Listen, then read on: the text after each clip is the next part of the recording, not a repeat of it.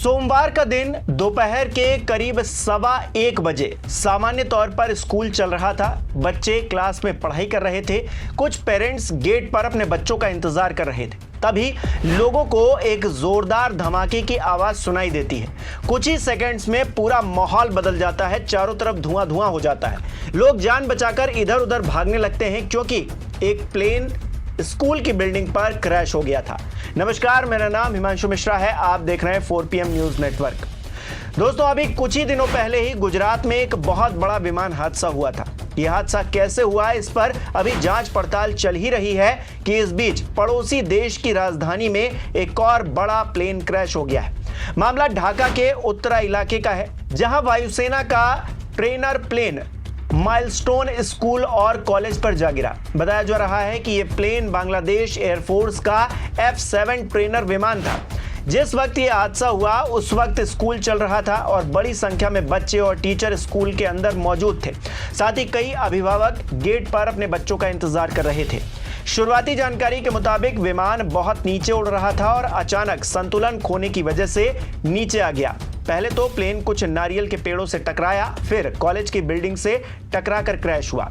टक्कर के साथ ही जोरदार धमाका हुआ और विमान धू धू कर जलने लगा। मीडिया रिपोर्ट्स के मुताबिक हादसे में कम से कम एक व्यक्ति के मौत की खबर है, जबकि 100 से ज्यादा लोग घायल बताए जा रहे हैं। 60 घायलों को बर्न इंस्टीट्यूट रेफर कर दिया गया है। वहीं मामूली रूप से घायल 25 लोगों का उत्तरा मेडिकल कॉलेज में इलाज चल रहा है।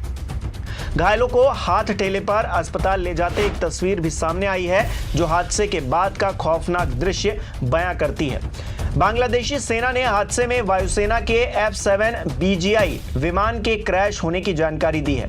F-7 BGI चीन निर्मित फाइटर जेट है, जिसे ट्रेनिंग के लिए इस्तेमाल किया जाता है और बांग्लादेश की सेना इसे इस्तेमाल कर रही थी। फायर सर्विस ने बताया है कि यह घटना दोपहर 1:18 पर हुई है और उनके यूनिट 1:22 पर मौके पर पहुंच गए थे।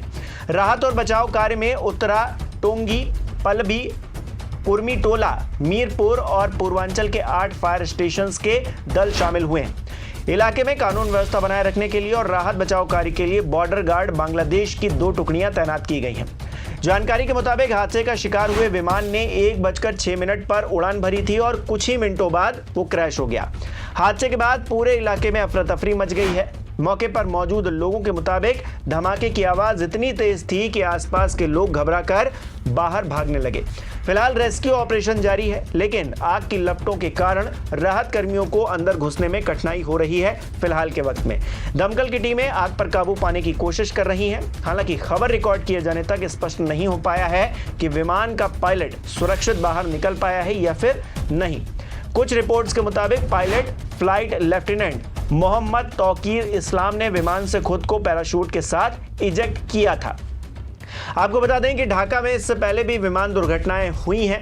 12 मार्च 2018 को US बांग्ला एयरलाइंस फ्लाइट 211 दुर्घटनाग्रस्त हो गया था, जिसमें 51 लोगों की मौत हो गई थी। हालांकि वो एक कॉमर्शियल फ्लाइट थी, जबकि ये मिलिट्री ट्रेनिंग एयरक्राफ्ट था जो कि क्रैश हो गया है। और बुरी बात यह है कि एक स्कूल पर एक कॉलेज की बिल्डिंग से टकराकर ब्लास्ट हो गया है और इसमें एक व्यक्ति की कम से कम मौत हुई है। यह जानकारी फिलहाल के लिए निकलकर सामने आ रही है। यह आंकड़ा बढ़ भी सकता है। हालांकि हम पूरी उम्मीद करते हैं कि इस पूरे घटना में कैजुअलिटी कम से कम हो और जो लोग भी घायल हुए हैं वो लोग जल्दी से सही हो जाएं। जिस तरह की दुर्घटना भारत में हुई कुछ ही वक्त पहले, अभी ज़्यादा दिन नहीं हुए हैं, गुजरात के अंदर एक प्लेन क्रैश हो गया था और ये भी एक कॉमर्शियल प्लेन था। इसमें बहुत सारे लोग सवार थे और उन सभी की मौत हो गई। ये बहुत ही दुर्घटना अपने आप में दर्दनाक थी।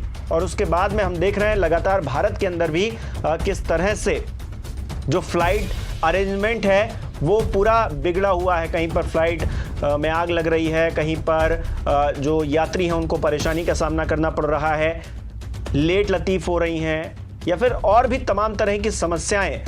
अचानक से लग रहा है जैसे कि जो पूरी एविएशन का सिस्टम है यही पूरा गड़बड़ा गया है। और इसके मद्देनज़र अब पड़ोसी देशों से भी इस तरह की खबरें आ रही हैं। यहाँ पर एक ट्रेनिंग एयरक्राफ्ट जो कि मिलिट्री का था वो दुर्घटनाग्रस्त हो गया है। और दोस्तों, शिक्षण संस्थान ऐसी जगह होती हैं जो बहुत ही सेंसिटिव होती हैं। वहाँ पर बच्चे होते हैं और टीचर्स होते हैं जो कल के भविष्य को बनाने के लिए बच्चों को ट्रेन करते हैं। और ऐसी जगहों पर जब इस तरह की घटनाएं होती हैं तो फिर बहुत ही दुख होता है। और जो गुजरात की घटना हुई थी दोस्तों, आपको याद होगा, वो भी एक हॉस्टल पर प्लेन गिरा था जिसमें बहुत सारे जो बच्चे थे वो इस दुनिया में नहीं रहे उस घटना के चलते।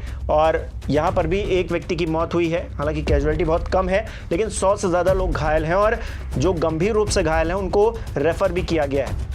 ऐसे में हम उम्मीद यही करके चल रहे हैं कि जो लोग भी घायल हुए हैं वो जल्द ही स्वस्थ हो जाएंगे, ठीक हो जाएंगे और ये जो कैजुअलिटी है 1 से आंकड़ा और ज़्यादा आगे नहीं बढ़ेगा।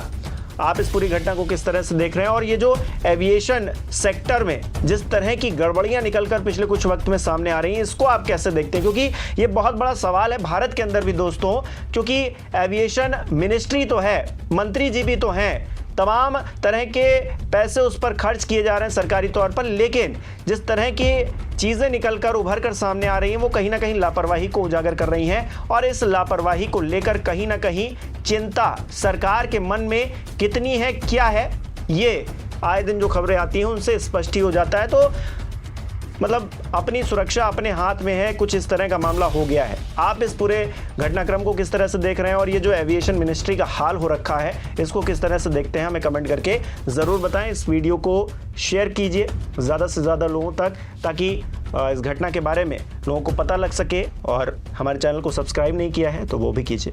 बहुत बहुत धन्यवाद।